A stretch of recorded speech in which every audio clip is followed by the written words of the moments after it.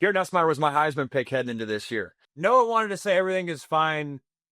Nothing to see here more than me. But the fact is, LSU was outgained by Ole Miss 269 to 506 just this past week.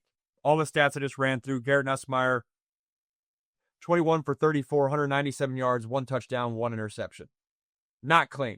Not clean at all. And check this out. This is him in 2024.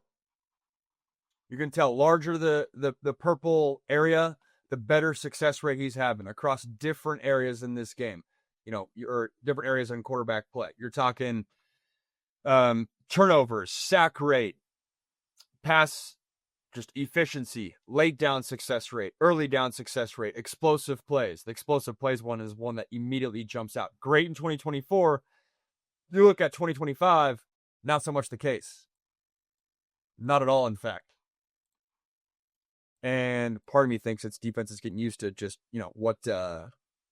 what this LSU offense wants to be, but I'll get into it. It all comes back to the run game. But the point I'm trying to drive home here is 2025, not as successful as 2024. And the reason is, I've mentioned it twice, is this run game and the lack thereof. This is early on in this ball game. PN10. Check this out, though. LSU has 3 receivers out there.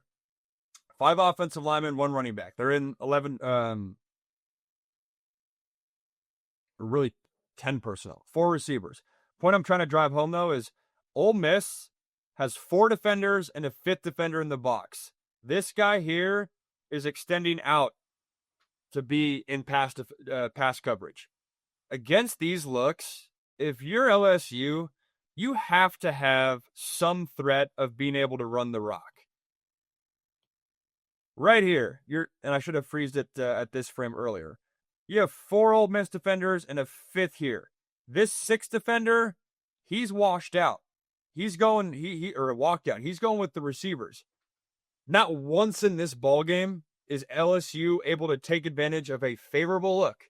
Their offensive line, and I know they got new starters, but take advantage and run the ball. Literally not once. They don't even try. And I saw Dan Orlowski said that they only ran on first down 3 times.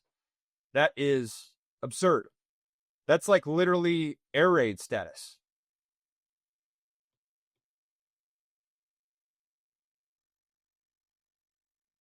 Luckily, you have a quarterback like Garrett Nussmeier. He's able to get the ball out of his hands and make something happen. Here we go again. This, 1st and 10. How many dudes are in the box? We got 4 here, a 5th guy here. This 6th guy, he doesn't count. He's walked out defending the receivers. This is late in this ball game. You got to establish the run. You have to be able to run the ball here. If they didn't have Garrett Nussmeier and this was their run look, they would be a bad football team. Garrett Nussmeier gets them out of trouble because the whole time, and it's not just the 5 guys in the box, it's also consistently on almost every single play in this game, Ole Miss has 2 high safeties. If you have 2 high safeties, that means that one of those guys is not in the box coming down to forcing themselves to defend against the run. If you have a safety come down and there's only 1 safety deep, that's where you can take your home run shots. When you play LSU, all these teams, now that Ole Miss had success with it, they're always going to have 2 high safeties. And look at the snap of the ball of this linebacker. He knows they do not want to run the ball. You watch this play and tell me if you think this guy has any sort of fear that LSU is going to run the football. No, he's dropping back right away. Even check the back view right here. That guy. I'll go back to it. Look at his first step. Ball snap. This is not a 3rd down territory. First snap, he's going back. There is no fear in Ole Miss of the run game whatsoever. Happened last year for Garrett Nussmeier. Happened again this year. Here's another one, and I'll rip through this more quickly. LSU here is in 12 personnel, meaning they have 2 tight ends on the field.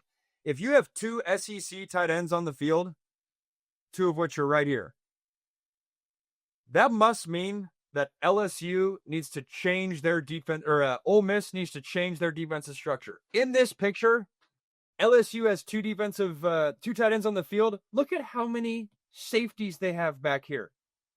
They have 3 safeties back there. You think two tight ends? You think run the football. Ole Miss is like, nah, we good, dude. You ain't gonna run the rock. We'll have 3 safeties a mile deep. And I actually don't even know if this is a linebacker or a safety body as well. Kind of looks like a linebacker body, but they might even be in nickel personnel to start. And technically, I guess, for those of you guys watching this guy's probably a corner, but he's operating as if they have three high deep secondary players playing.